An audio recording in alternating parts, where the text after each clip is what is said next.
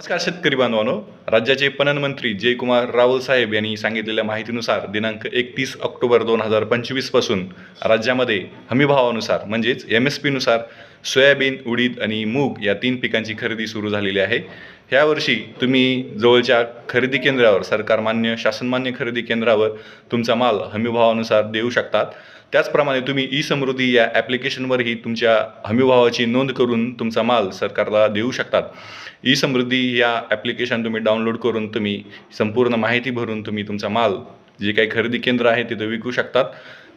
त्याचप्रमाणे तुम्हाला जर जमत नसेल तर CSC सेंटरवर जाऊन जवळच्या तुम्ही तुमची नोंदणी करा किंवा जवळच्या खरेदी केंद्रावर जाऊन तिथं तुम्ही नोंद करून आपला भाव हमीभावानुसार विका. ह्यावर्षी सोयाबीनला 5,328 इतका हमीभाव आहे प्रति क्विंटल.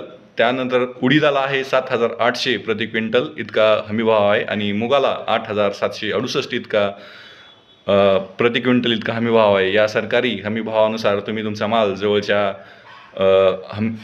खरेदी केंद्रावर विकू शकतात किंवा ई-समृद्धी या ॲपचा वापर करून तुम्ही तुमचा माल नोंदणी करून तुम्ही विकू शकतात. ही एक छोटीशी अपडेट द्यायची होती.